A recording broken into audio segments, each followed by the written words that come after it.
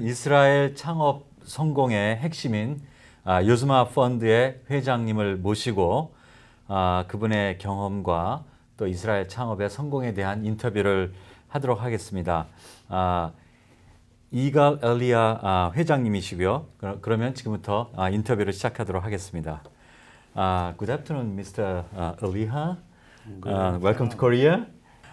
It is known as a main cause of the venture startup company success in Israel. So, what is the distinctive strategy of YOZMA Fund? And there must be some difficult and critical moment to achieve that kind of success. So, what kind of difficulties and what kind of issues did you have before? And you successfully overcome those difficulties. So, how did you overcome it? Well, as you know, YOZMA started 20 years ago by the government as a fund to fund.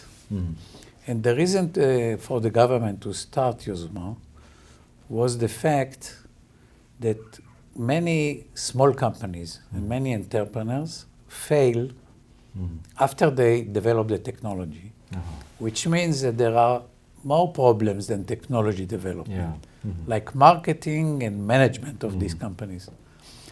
So the government came to the conclusion that in order to help the small and medium-sized companies, you need also expertise in marketing and in how to manage this type of companies. And I must tell you that in Israel, we did not have, at that time, expertise in these two factors. So what we decided to do is to start a venture capital in Israel. And in order to start it, the government decided to start a fund of funds with $100 million. This $100 million was given to a company, a government company, which is called YOZMA. And the mission of this YOZMA was to create the venture capital market in Israel. So YOZMA did it with $100 million with the understanding what is missing. So it was very clear what we have to do. And we decided that in order to overcome these two problems, of management and lack of management and problems in marketing, by convincing experienced funds and experienced people to come and join us with the funds that we are planning to start. Fortunately enough, we found some good American funds that were ready to come and join because they saw that in Israel there are good technologies and good people. But that was not enough. And the fact that we were ready to participate with money was not enough as well. So we realized that in order to attract them, you need to incentivize them. Otherwise, they don't come because they have good business far away from Israel. They don't have to come,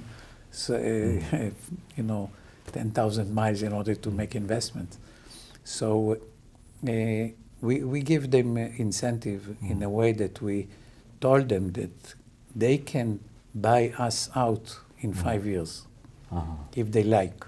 I mean, it's their option, which means if you do the work, your job well, then in 5 years you can buy at cost, plus some interest, the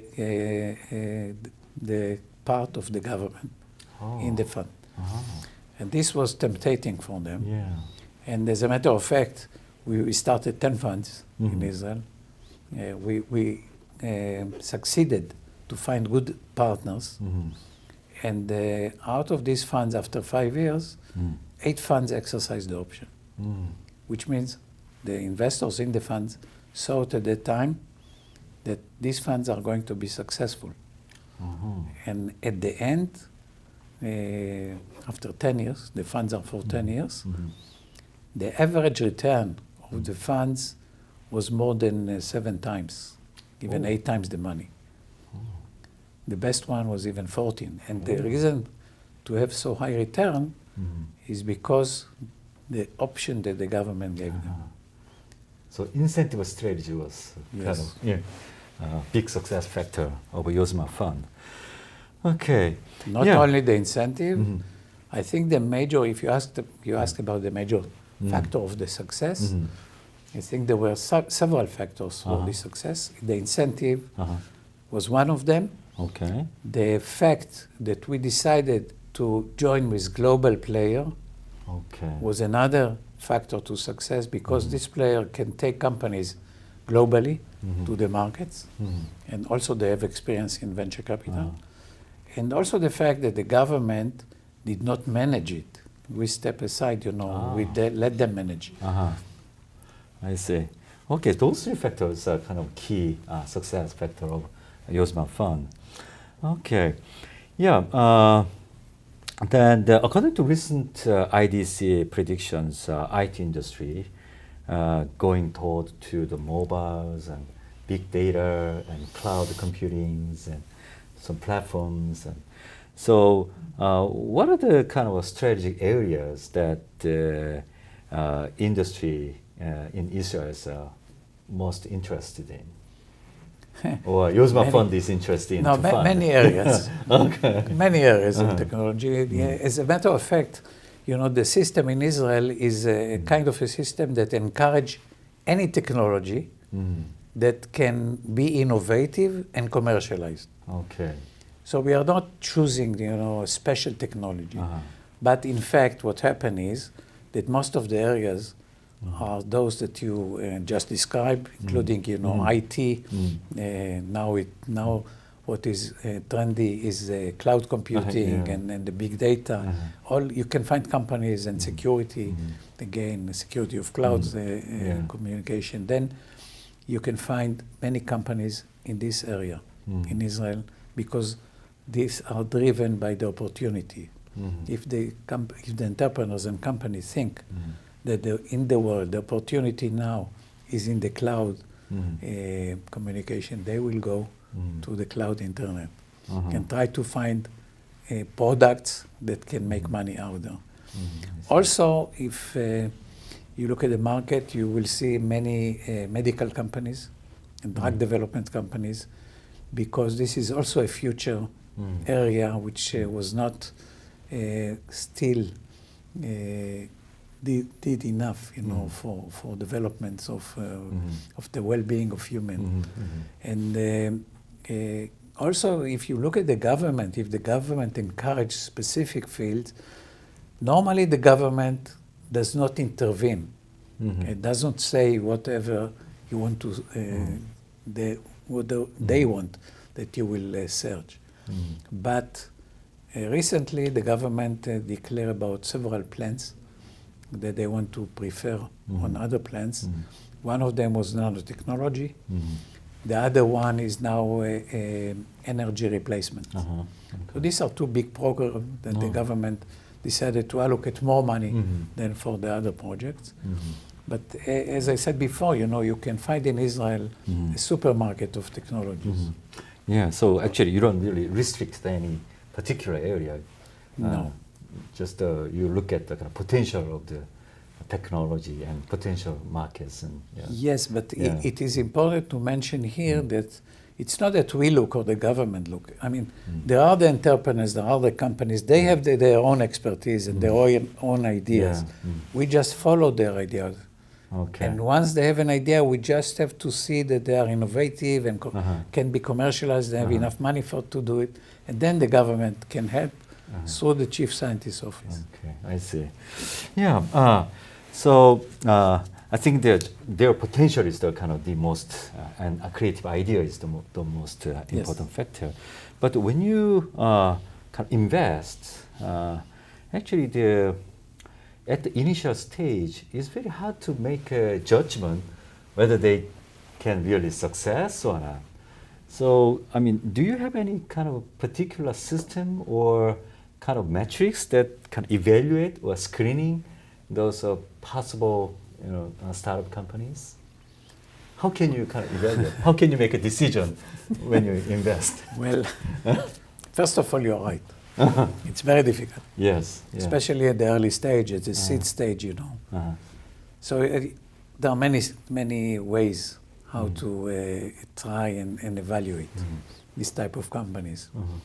But the most important thing is that you have to understand from the beginning that you are in the risky business. Okay. Yeah. And when you are in a risky business, it means that you can fail. You can fail, and that's something that should be clear, you know, when you look at the first time in a company. Even if you believe that this technology or these people are great, still you know that you can fail because there are other external factors that because of them you can fail. I see. So the idea of a fund is to spread the risk among many companies. So you don't invest in one company, you invest in 10, 15, sometimes 20 companies. That's why you need a bigger fund in order to invest in enough companies and to keep money for follow-on investment in these companies. So maybe some of the companies will fail, some of them will succeed, and some of them even will have extreme success. So evaluation of small companies first, of course, is the evaluation of the technology, and not less important, the situation or the way to the market of this technology. The market exists or does not exist. You create a new market. You don't know the trend of the market. If it comes in a year, in 5 years, you don't know these things. And also, which not less important, are the people. If a second-time entrepreneur comes into your office with an idea, is much better than a new entrepreneur because you can look at the record. But even if he is a new entrepreneur, some decisions come from your intuition and your experience. Intuition which is based on your experience. Okay. Because if you saw many of them, and you know who can succeed and who not, you get the you know, at the beginning, the impression if it can be good or not. And then you start the due diligence, which can take some time. But you know, the drive to start, it's, you can call it the chemistry between the investor and the entrepreneur. But the investor must be experienced because chemistry sometimes can deceive. Right, right. Okay. Yeah, so I think that it is important to understand there is always risk involved, Yes. and there's a possibility of failure, but based on the kind of understanding of technologies and also the investor's experience, kind of gut feelings, and you know, then that kind of make a total kind of evaluations. Okay, okay. Then let's. I would like to talk about some kind of a cultural issue.